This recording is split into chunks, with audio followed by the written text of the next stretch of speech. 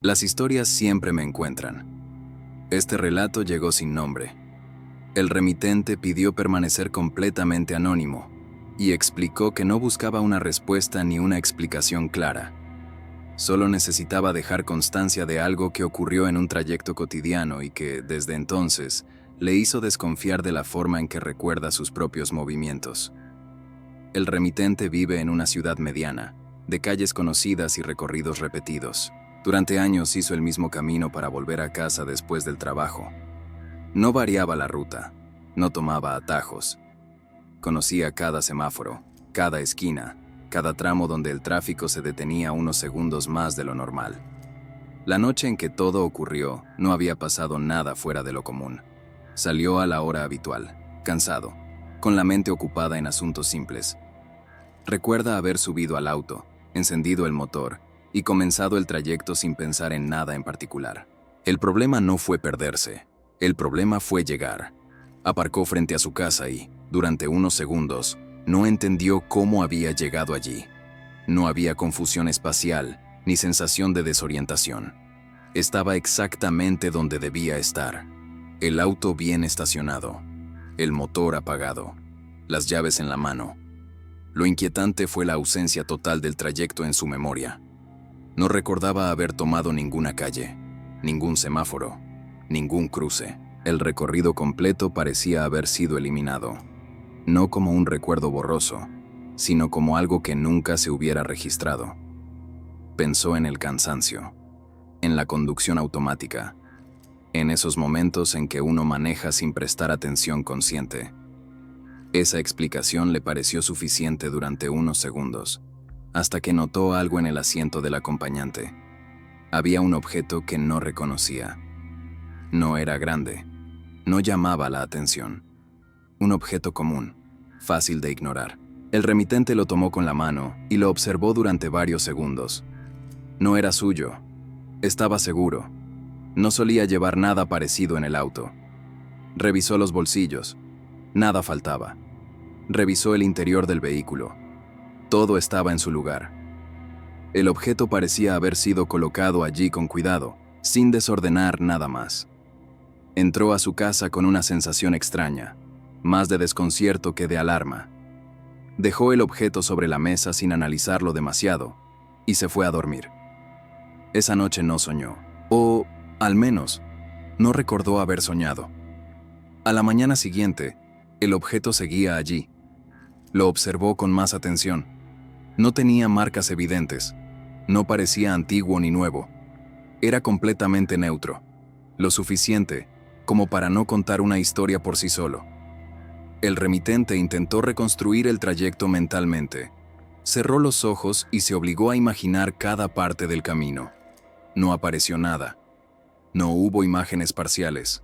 No hubo sensaciones sueltas. El vacío era total. Decidió revisar el recorrido en el auto. Salió de nuevo, tomó las calles habituales y llegó sin problema. El camino estaba intacto. Nada había cambiado. Y sin embargo, la sensación de la noche anterior no se disipó. Esa tarde notó algo más.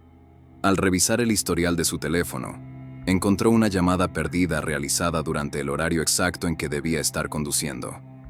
No reconocía el número. No recordaba haber detenido el auto. No recordaba haber hablado con nadie. El remitente escribe que, en ese momento, sintió por primera vez una incomodidad física. No miedo. Una presión leve, como si algo hubiera sido omitido de forma deliberada. No por alguien más, sino por su propia mente. Esa noche volvió a conducir. Tomó el mismo camino, con atención extrema, intentando registrar cada movimiento. Llegó a casa sin incidentes, sin objetos nuevos, sin llamadas perdidas. Pero al apagar el motor, tuvo una certeza inquietante. No podía asegurar que ese trayecto fuera el mismo que había tomado la noche anterior. Solo podía asegurar que era el que recordaba. Y esa diferencia mínima, entre lo vivido y lo recordado, comenzó a abrir una duda silenciosa que ya no logró cerrar.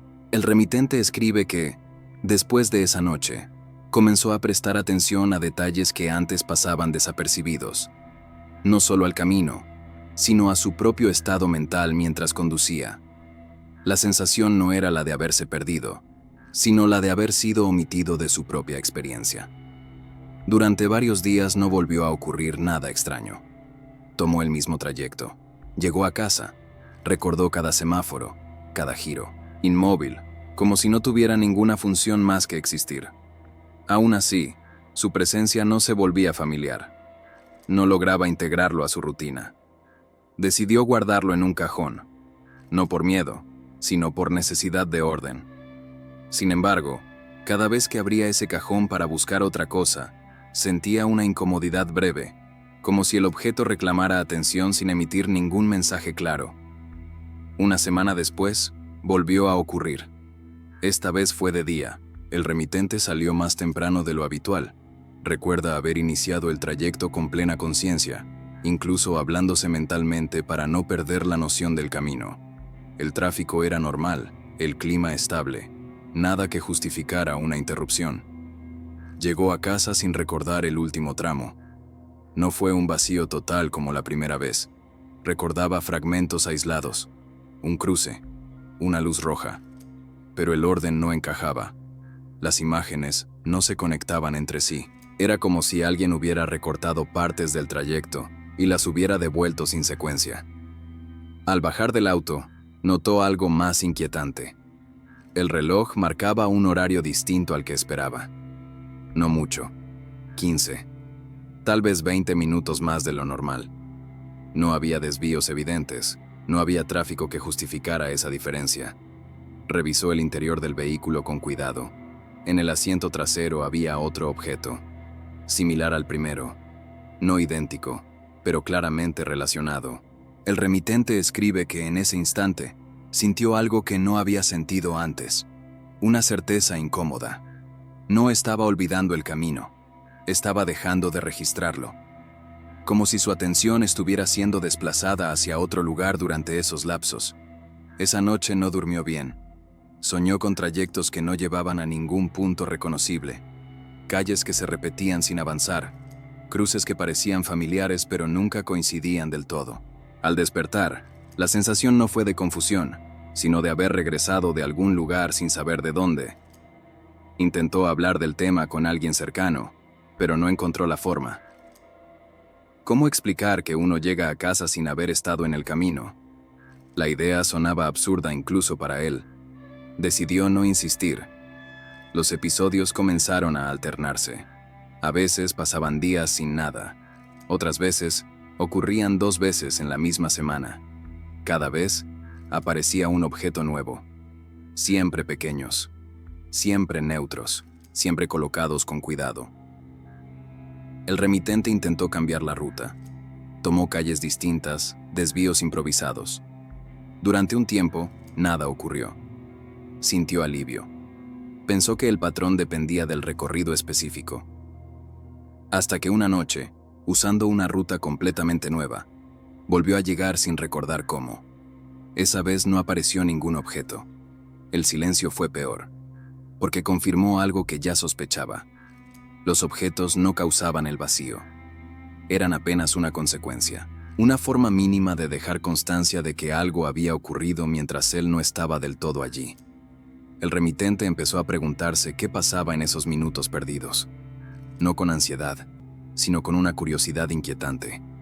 No sentía que algo malo ocurriera. Sentía que algo necesario estaba sucediendo fuera de su memoria. Y esa posibilidad, más que cualquier amenaza concreta, comenzó a erosionar su confianza en la idea básica de estar siempre presente en su propia vida. El remitente escribe que, después de aceptar que los vacíos no iban a detenerse por simple atención, algo en su actitud cambió. Dejó de luchar contra la ausencia de recuerdos y empezó a observar lo que quedaba alrededor de esos momentos. No el camino perdido, sino las consecuencias sutiles que aparecían después. Los objetos se acumularon con el tiempo. No muchos, nunca más de 4. Los guardó juntos, sin saber por qué. No parecían formar un conjunto lógico. No eran piezas de algo mayor. Eran apenas pruebas silenciosas de que el trayecto no había sido completamente vacío. Con el paso de las semanas, los lapsos comenzaron a estabilizarse. Ya no variaban tanto en duración. Siempre eran breves, siempre suficientes como para alterar el horario, pero no como para levantar sospechas externas. Nadie notaba nada extraño, solo él. Una noche, al llegar a casa tras otro trayecto incompleto, se sentó en el auto antes de bajar. No revisó el asiento, no miró el reloj, cerró los ojos y se permitió algo que hasta entonces había evitado: no intentar recordar. En ese instante, tuvo una sensación clara. No una imagen, no una voz, una certeza corporal. Durante esos minutos perdidos, no estaba distraído. Estaba concentrado en algo que no necesitaba ser recordado para cumplir su función. Los episodios comenzaron a espaciarse, no porque desaparecieran, sino porque dejaron de imponerse.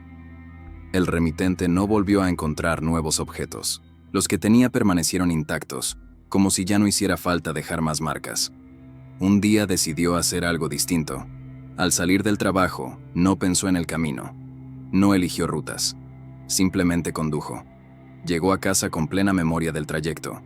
Nada ocurrió. Ningún vacío. Ninguna omisión. Esa noche entendió algo que no sabe explicar del todo. Los lapsos no estaban ligados al trayecto, sino a su resistencia, a la necesidad constante de controlar cada paso, cada decisión, cada movimiento cotidiano. Al dejar de exigirle continuidad a su conciencia, los vacíos dejaron de aparecer. El remitente aclara que no cree haber ido a otro lugar, ni haber vivido otra vida en esos minutos. Cree algo más simple y al mismo tiempo más inquietante. Cree que hay momentos en los que la mente se encarga de avanzar sin nosotros, cuando insistimos demasiado en dirigirla. Hoy sigue conduciendo, sigue tomando caminos conocidos. No volvió a experimentar vacíos como aquellos, pero conserva los objetos, guardados en un cajón, no como recuerdos, sino como recordatorio. Porque entendió que no todo trayecto necesita ser recordado para ser real, y que, a veces, llegar es suficiente, aunque no sepamos exactamente por dónde pasamos.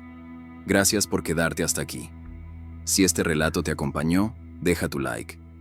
Eso mantiene este canal vivo y me permite seguir contando estas historias. Y si quieres escuchar los relatos que llegan mañana, suscríbete. Yo estaré aquí. Increíble, pero real.